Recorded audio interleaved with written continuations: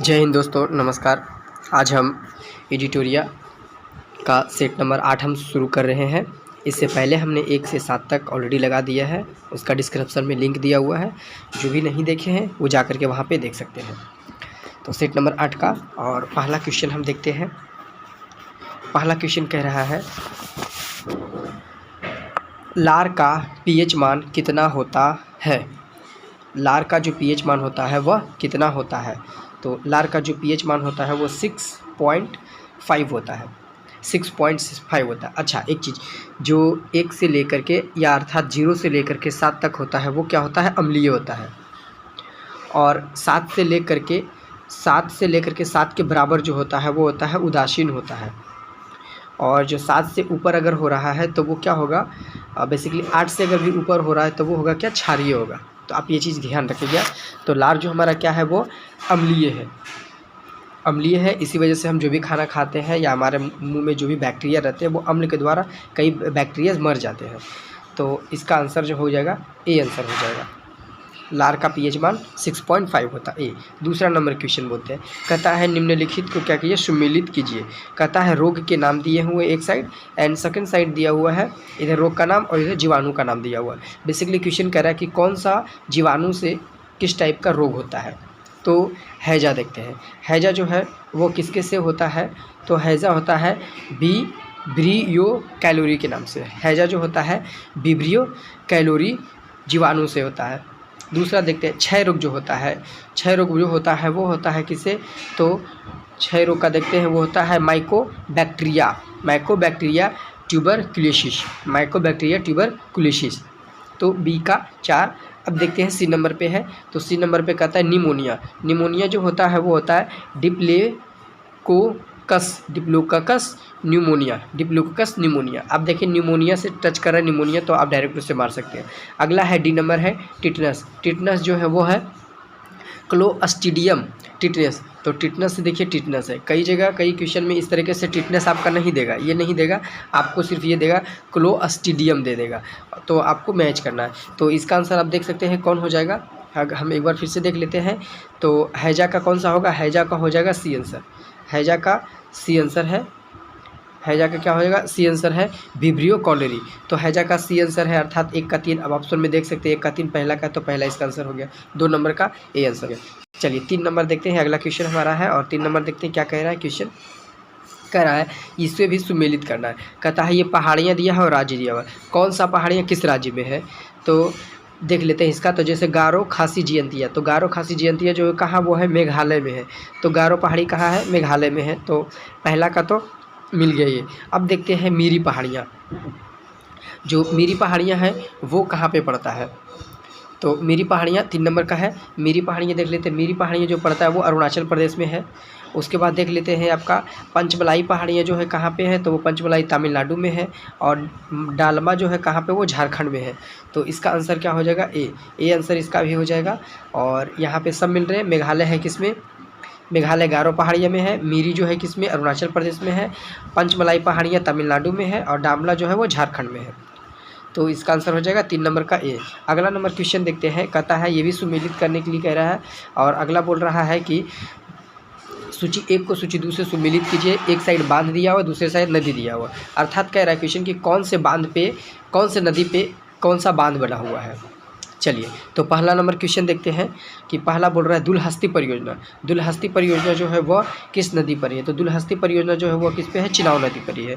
दूसरा है गांधी सागर। गांधी सागर परियोजना जो है वो किस नदी पे है, तो चंबल नदी पर ही है। तीसरा देखते उकाई परियोजना जो किस पे है, तो तवा नदी पर ही है। उकाई परियोजना है किस पे, तो सॉरी, उकाई परियोजना जो है तवा नदी पर नहीं बल्कि ताप्ती नदी पे। उकाई परियोजना जो है किस पे, ताप्ती पर ही है। तवा जो है वो तवा नदी पर ही है। तो आप इसका देख सकते हैं कि ए का 3 आंसर। ए का बोल रहा है 2, तो ए का बोल रहा है 2 और बी का बोल रहा है 1, तो बी का बोल रहा है 1, तो अर्थात डी आंसर हो जाएगा। फिर से देख लेते हैं।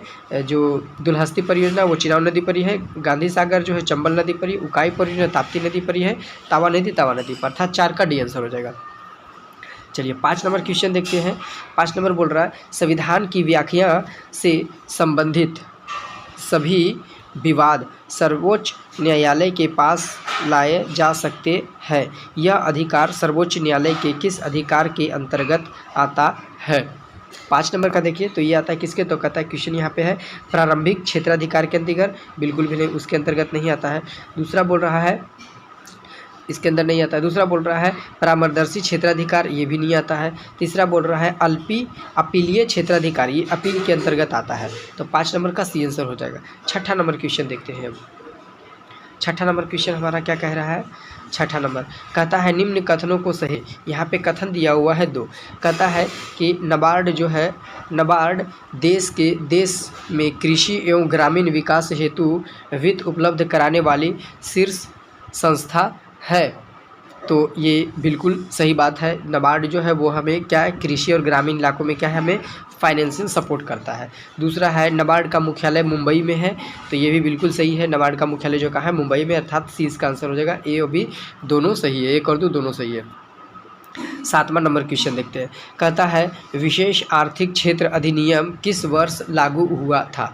कहता है विशेष आर्थिक क्षेत्र अधिकार जो है वो किस वर्ष लागू किया गया था? तो ये किया गया था 2006 में लागू किया गया था। 7 का डी आंसर। 8 नंबर क्वेश्चन देखते हैं। कहता है समान ताप तथा दाब पर सभी गैसों के समान आयतन में अणुओं की संख्या समान होती है। अणुओं की संख्या क्या होती है? समान होती है। तो 8 नंबर का यहाँ पे क्या होगा कि अवेगाद्रो का नियम क्या होगा? अवेगाद्रो का नियम। 8 नंबर का ए आंसर है। 9 नंबर क्वेश्चन देखते हैं। कहता है बंगाल विभाजन के दौरान किस तिथि को बंगाल में शोक दिवस के रूप में मनाया जाता है?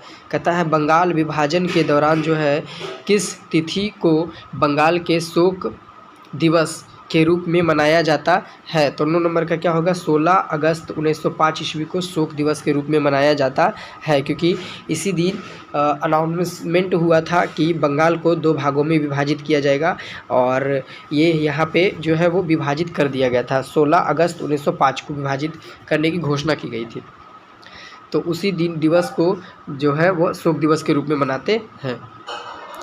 10 नंबर क्वेश्चन देखेंगे कि कहता है राष्ट्रीय हरित अधिनियम स्थापना भारत सरकार द्वारा किस वर्ष किया गया? कौन सा? तो राष्ट्रीय हरित अधिनियम जो है NGT जो है की स्थापना भारत सरकार द्वारा किस वर्ष की गई है? तो ये देखिए 2010 में किया गया है। कब किया गया? 2010 में। चलिए 11 नंबर क्वेश्चन देखते हैं। कहता है निम्नलिखित में से कौन क्रिप्स मिशन के साथ कांग्रेस के आधिकारिक वार्ताकार थे? क्रिप्स मिशन के साथ कांग्रेस के साथ अधिकारी वार्ताकार थे, तो कौन थे यहाँ पे? तो यहाँ पे थे पंडित जवाहरलाल नेहरू एवं मौलाना आज़ाद थे, अर्थात 11 का सी आंसर। 12 नंबर देखते हैं। 12 नंबर बोल रहा है किसी वस्तु का द्रव्यमान उसकी खाली स्थान का माप है।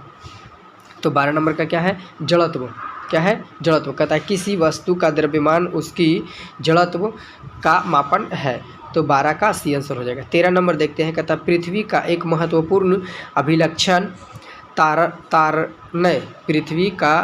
ध्वनि का एक महत्वपूर्ण अभिलक्षण तारना या पिच, तारत्व या पिच है, जो निर्भर करता है किस पे निर्भर करता है? तो ये करता है आवृत्ति पर निर्भर करता है। तो 12 का बी आंसर। 13 नंबर देखते हैं। 13 नंबर क्वेश्चन अब देखते हैं हम। दोस्तों जो भी नया है उस चैनल को सब्सक्राइब कर ले और ज़्यादा से ज़्यादा लोगों को शेयर करें ताकि उन सब तक भी वीडियो पहुंच सके। चलिए देखते हैं। कहता है वायु का तापमान कम होने पर सापेक्ष आर्द्रता पर क्या प्रभाव पड़ता है? कहता है वायु का जो तापमान होता है वो कम हो जाता है, तो सापेक्ष आर्द्रता पर क्या प्रभाव पड़ता है? तो ये क्या है? बढ़ जाती है। क्या होती है? तो बढ़ जाती है। 14 का ए आंसर। चलिए 15 नंबर देखते हैं। कहता है हड़प्पाकालीन जो है किस स्थल से खेल का मैदान मिला है? खेल का मैदान हड़प्पाकालीन में किस स्थल से मिला है? तो 15 नंबर क्वेश्चन है, और 15 नंबर का देखेंगे तो धौलावीरा से मिला है क्या? खेल का मैदान मिला है। कालीनबंगा से क्या मिला है? कालीनबंगा से मिला है आपका धान, और धान का साक्ष्य मिला है, जोताई हुए खेत मिला है। चलिए देखते हैं 16 नंबर। कहता है चिपको आंदोलन के जन्मदाता के रूप में किसे जाना जाता है? तो सुंदरलाल बहुगुणा को जाना जाता है। 16 नंबर का बी आंसर। अगला देखते हैं 17। कहता है मानव का हृदय कितने भागों में बांटा गया है? तो मानव का हृदय जो है वह मुख्यतः 4 भागों में बांटा गया है। अच्छा, जो अगर बोलता है कि आप अगर जो मेढक होता है, मेढक का जो है वो 3 कोष्ठ में ही बांटा गया है, ठीक है, ये चीज़ ध्यान रखिएगा। तो 17 का डी आंसर। 18 नंबर देखते हैं। 18 नंबर का रहा है कि वर्ष 1927 की बटलर कमेटी, वर्ष 1927 में कौन सा बटलर कमेटी का क्या उद्देश्य था? तो क्या उद्देश्य था? तो इसका था अंग्रेजों द्वारा एवं देसी राज्यों के बीच में संबंध को सुधारना था। 18 का डी आंसर। 19 नंबर पूछा कहता है बौद्ध धर्म एवं जैन धर्म में किस विषय पर अंतर है? तो यहाँ पे है किस चीज़ का अंतर है? तो यहाँ पे देखते हैं, यहाँ पे आपका है आत्मा का अंतर है। चलिए 20 नंबर देखते हैं। 20 नंबर का रहा है किस सिख गुरुओं की हत्या मुगलों द्वारा की गई थी? तो 2 सिख गुरुओं की हत्या करी गई थी, किसके? मुगलों द्वारा। तो अर्जुन देव का किया गया था एक, और एक किया गया था गुरु तेग बहादुर का। गुरु तेग बहादुर और अर्जुन देव का किया गया था। तो ये डी आंसर हो जाएगा इसका। चलिए अब एक देखते हैं 21 नंबर कहता है महावीर स्वामी ने उपदेश कहाँ दिया था? तो महावीर स्वामी जो थे वो अपना पहला उपदेश जो दिए थे वो दिए थे कहाँ पे? तो राजगिरी में दिए थे। और महावीर जो है राजगिरी में ही वो अपना पहला उपदेश दिए थे, और गौतम बुद्ध जो है वो पहला उपदेश अपना सारनाथ में दिए थे। कहता है 22 नंबर क्वेश्चन कि निम्न में से कौन सी यांत्रिक तरंग है? कौन सा यांत्रिक तरंग है? तो यांत्रिक तरंग आपका इसमें कौन सा है? हम इसको देखते हैं 22 नंबर क्वेश्चन। तो यहाँ पे है ध्वनि तरंगे जो है यांत्रिक तरंगे है। चलिए 22 नंबर का डी हो गया। 23 नंबर क्वेश्चन देखते हैं।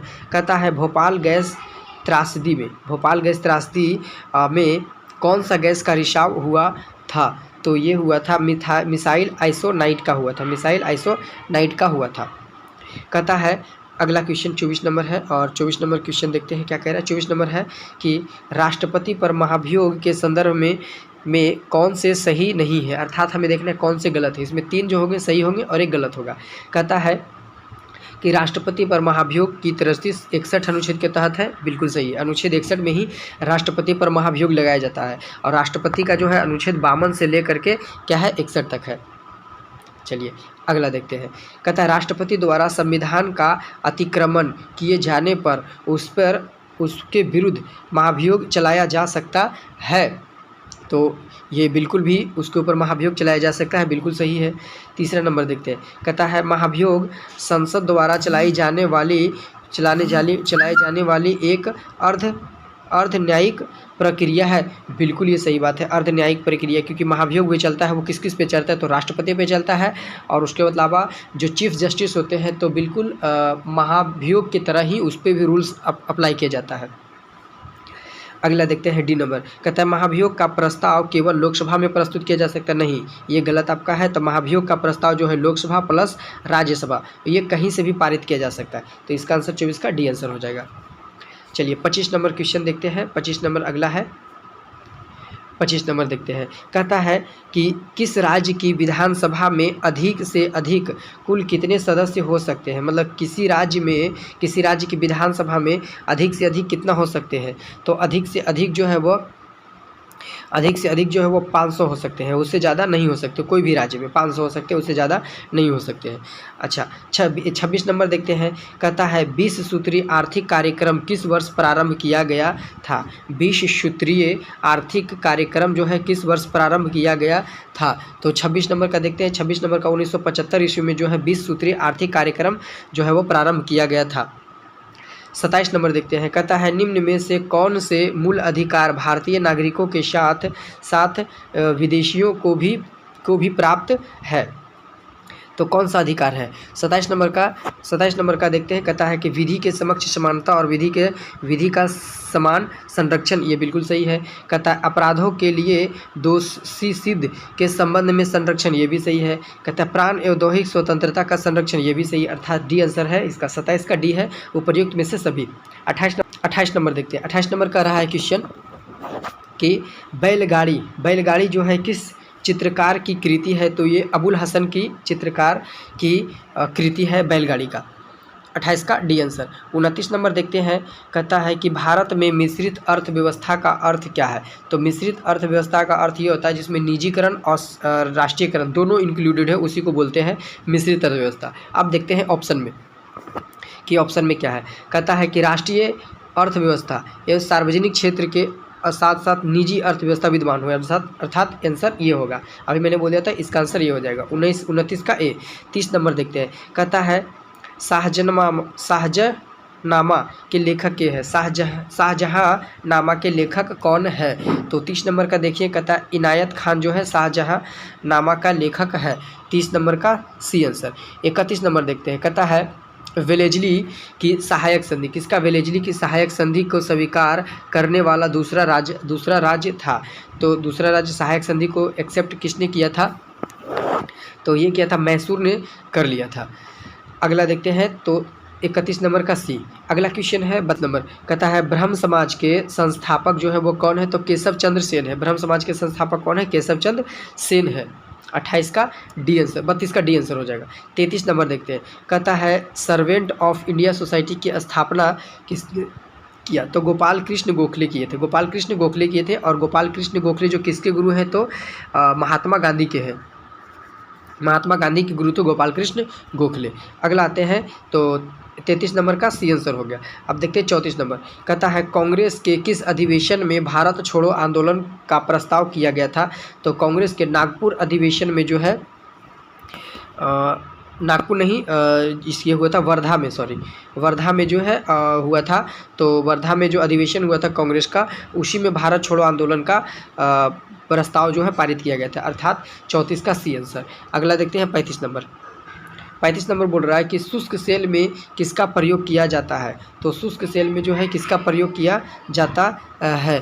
35 नंबर का, तो शुष्क सेल में जो है अमोनिया क्लोराइड का प्रयोग किया जाता है। शुष्क सेल जो होता है, सूखा सेल जिसमें पेंसिल और बैटरी जो होती है छोटे, उसमें जो है अमोनिया क्लोराइड का उपयोग किया जाता है।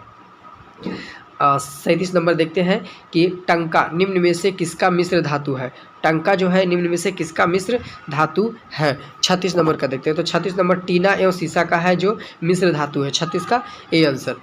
37 नंबर देखते हैं क्वेश्चन, और 37 नंबर क्या कह रहा है?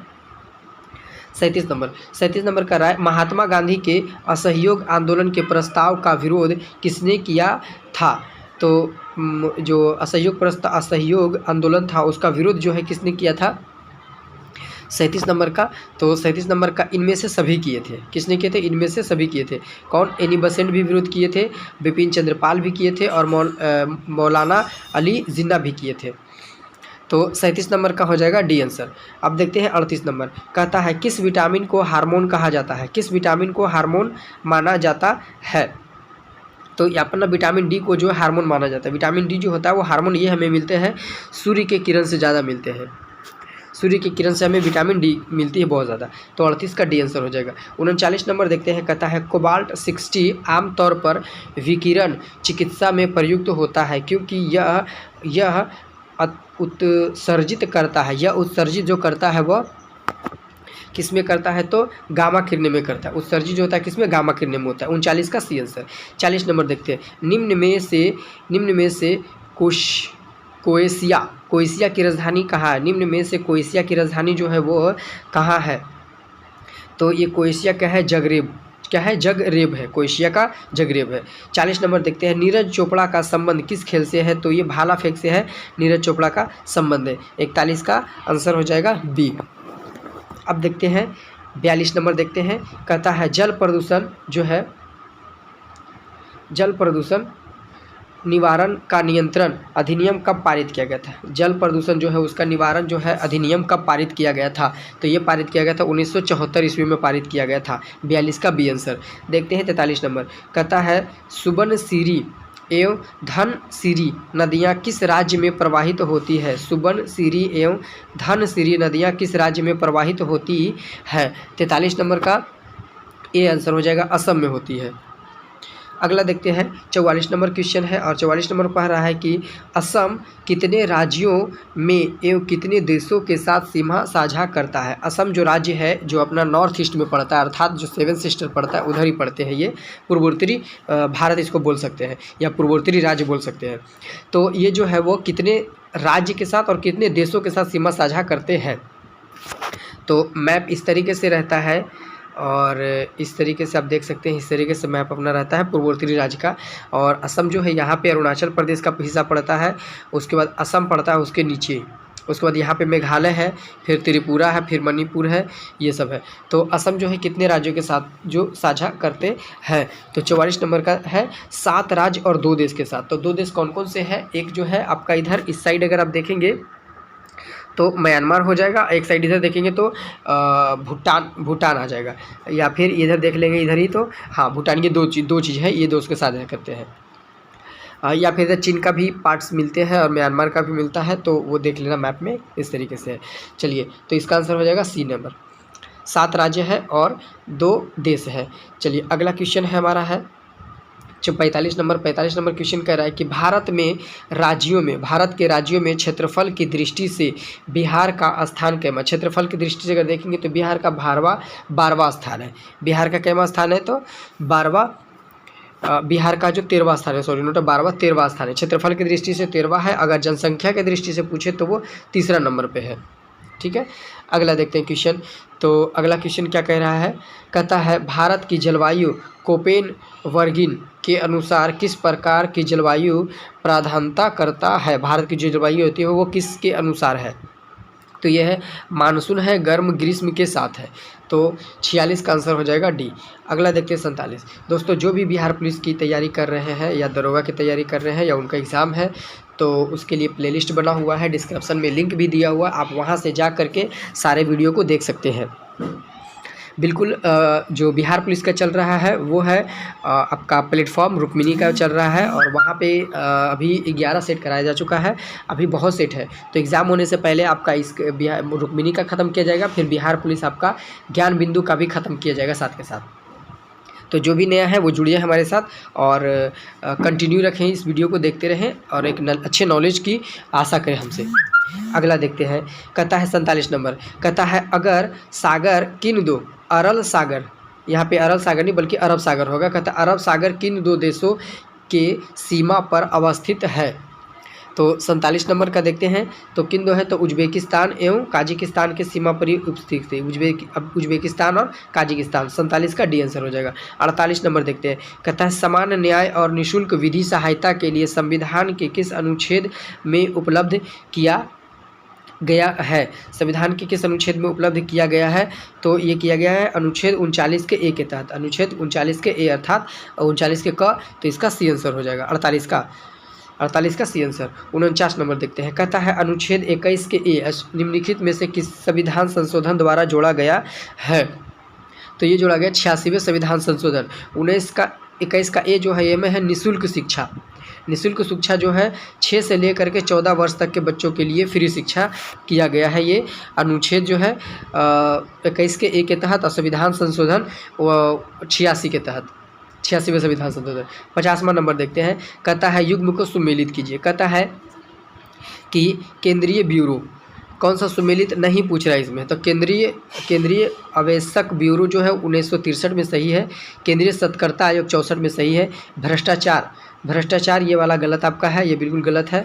और कहता है प्रवर्तन निदेशालय, ये सही है। तो ये आपका सी जो है आंसर गलत है, वो सुमेलित सही से नहीं है।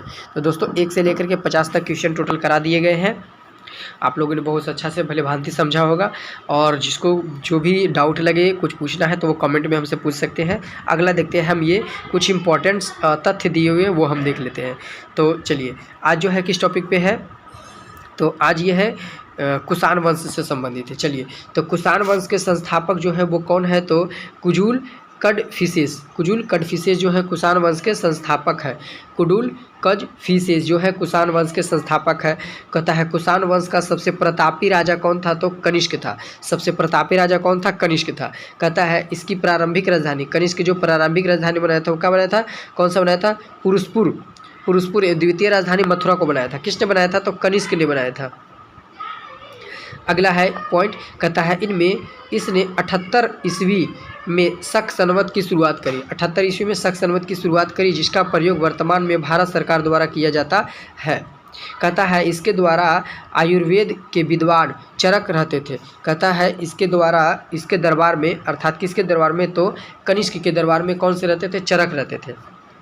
कौन सा रहते थे, विद्वान रहते थे, आयुर्वेदिक तो चरक रहते थे। कहता है बुद्ध चरित्र की रचना अश्वघोष ने की, जो कनिष्क के दरबार में रहते थे। बुद्ध चरित्र की रचना किसने किया था, अश्वघोष ने किया था। और वह किसके दरबार में रहते थे, तो कनिष्क के दरबार में रहते थे। कहता है गंधार शैली एवं मथुरा शैली का सर्वाधिक विकास जो है कनिष्क के शासनकाल में हुआ। ये क्वेश्चन बहुत ही इंपॉर्टेंट है। ये पूछता है कि भारत के दक्षिण साइड और उत्तर साइड जो मंदिर बने हुए हैं वो किस शैली में बने हुए हैं, और ज़्यादातर पे पूछता है बौद्ध से रिलेटेड। अगला पॉइंट है कि कहता है प्रसिद्ध रेशम मार्ग का प्रारंभ जो है किसने, कनिष्क ने करवाया था। रेशम मार्ग का प्रारंभ किसने करवाया था, तो कनिष्क ने करवाया था। अगला पॉइंट है कि कुषाण वंश के समय में सर्वप्रथम बुद्ध की खड़ी प्रतिमा का निर्माण कहाँ हुआ था। कुषाण वंश के समय में जो सर्वप्रथम बुद्ध की खड़ी प्रतिमा जो का निर्माण हुआ था किसके समय में, तो कुषाण वंश के समय में। अगला है कहता है कुषाण काल में सर्वाधिक विकास वास्तुकला के क्षेत्र में हुआ था। किसका हुआ था, वास्तुकला के क्षेत्र में हुआ था। तो दोस्तों ये हमने कुछ इंपॉर्टेंट तथ्य थे वो हम कनिष्क से रिलेटेड थे वो हमने करवा दिया है। तो आपको वीडियो कैसा लगा नहीं लगा वो आप मुझे कमेंट में बताइएगा, और जो नया है वो चैनल को सब्सक्राइब करते, हम्बल रिक्वेस्ट है। अगला सेट हम शुरू करेंगे, सेट नंबर 9 शुरू करेंगे। 1 से 7 तक कंप्लीट करा दिया है, 8 आज हम अपलोड कर देंगे और 9 नंबर है।